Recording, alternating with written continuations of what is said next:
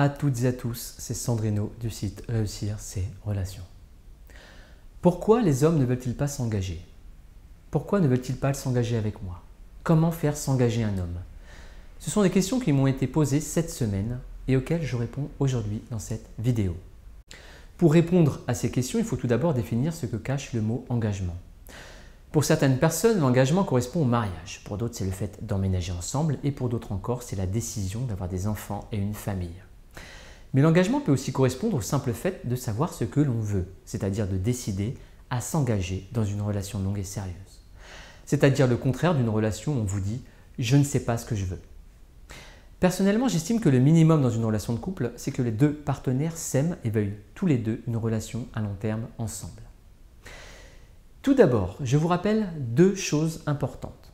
La première, c'est qu'une personne peut vouloir s'engager aujourd'hui avec vous et changer d'avis dans le futur, car elle peut être insatisfaite de la relation. Aujourd'hui, j'ai envie d'être avec ma partenaire pour la vie, mais je ne sais pas si cela sera le cas dans 10 ans. Voilà pourquoi vous ne devriez jamais prendre les promesses pour acquises dans le temps. Les gens changent et les relations aussi. La seconde chose importante concerne le mariage.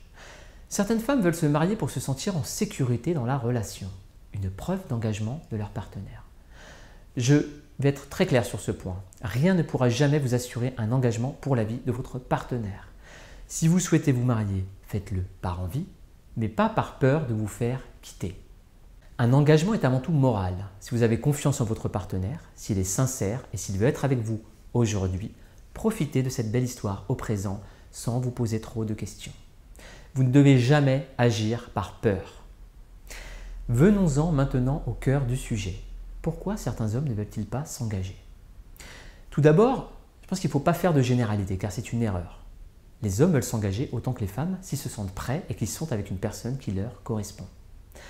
Donc, ce n'est pas parce que vous connaissez 2 ou 3 hommes qui ne veulent pas s'engager qu'aucun homme ne veut s'engager. En revanche, si vous rencontrez systématiquement des hommes qui ne veulent pas s'engager avec vous, c'est une autre histoire.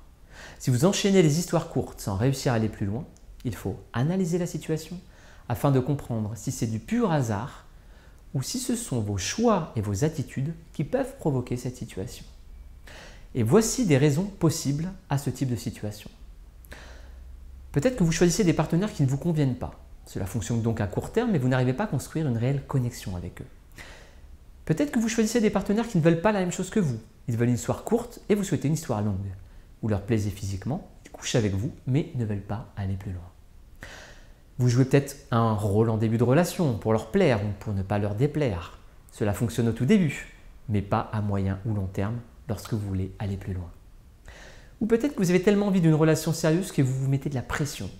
Et vous mettez de la pression dès le début de la relation sur votre partenaire pour que ça aille vite.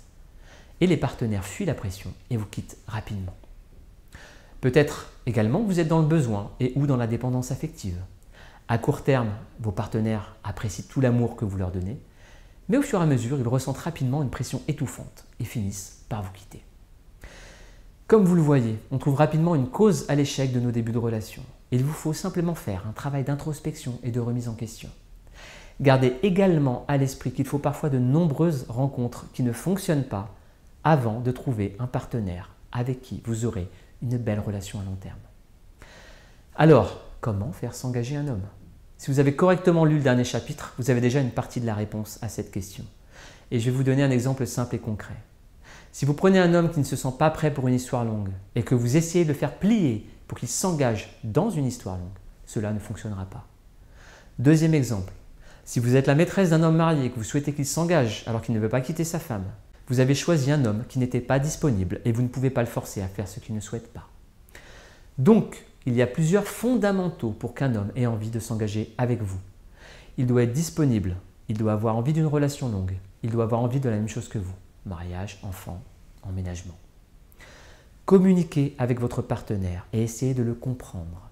Ce n'est qu'en parlant et en trouvant une solution commune que vous arriverez à être tous les deux heureux en couple. Et voici un exemple d'un témoignage d'une lectrice du blog. Elle était en couple avec un homme qui s'était marié et divorcé 2 fois.